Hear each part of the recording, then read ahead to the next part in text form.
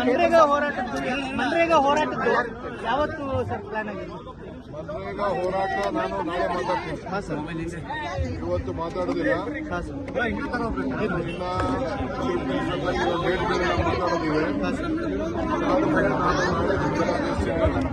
ಡೆಲ್ಲಿ ಅವರು ನಮಗೊಂದು ಪ್ರೋಗ್ರಾಮ್ ಕೊಟ್ಟಿದ್ದಾರೆ.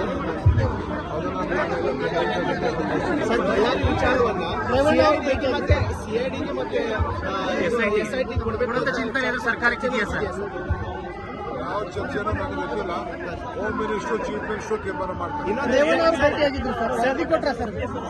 ರೇವಣ್ಣ ಬಂದು ನನ್ನ ಹತ್ರ ವರದಿ ಕೊಟ್ಟಿದ್ದಾರೆ. ಅಫಿಷಿಯಲ್ ಆಗಿ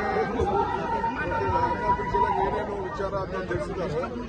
ಒಳ್ಳೆ ಮಾಹಿತಿ ಎಲ್ಲ ಬಂದಿದ್ದಾರೆ, ಬಂದು ನನಗೆ ತಿಳಿಸಿದ್ದಾರೆ. ಸತೀಶ್ ರೆಡ್ಡಿ ಗನ್ಮ್ಯಾನ್ ಅಂತ ಹೇಳ್ತಾರೆ FSL ರಿಪೋರ್ಟ್. ಯಾರೇ ಆಗಲಿ ಕಾನೂನು ಕ್ರಮ ತಗೊಳ್ಬೇಕು.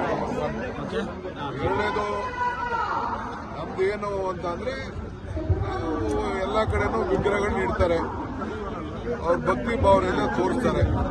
ಹಸುಗೆ ಹಾಕ್ಬಿಡ್ಬೇಕು.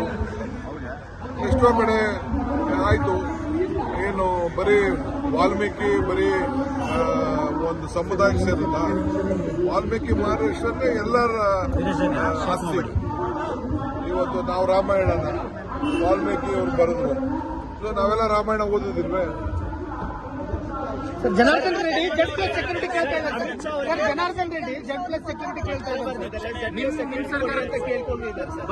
ಯಾರು ಕೇಳಿ, ಇರಾನಿಂದ ಯಾವ್ದಾದ್ರು ತಗೊಂಡ್ಬರ್ಲಿ, ಅಮೆರಿಕಾದಿಂದ ತರಿಸ್ಕೊಳ್ಳಿ, ಇವರಾರು ಮಡಿಕೊಳ್ಳಿ, ಯಾರು ಬೇಡ ಅಂತ ಹೇಳ್ತಾರೆ. ಸರ್ಕಾರದಿಂದ ಭದ್ರತೆ ಕೊಡ್ತೀರಾ ಅಂತ ಸರ್? ಸರ್ಕಾರದಿಂದ ಸಿಎಂಗೂ ಪತ್ರ ಬರೆದಿದ್ದಾರೆ, ಭದ್ರತೆ ಕೊಡಿ ಅಂತ. ಸರ್ಕಾರದಿಂದ ಏನಾದ್ರು ಕೊಡ್ತೀರಾ ಅಂತ?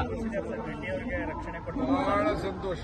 ಅವ್ರ ಪಾರ್ಟಿ ಕೇಡರ್ಸ್ನೇ ಬೇಕಾದ್ರೆ 100 ಜನನ ರೆಡಿ ಮಾಡ್ಕೊಳ್ಳಿ. ಸರ್ಕಾರದಿಂದ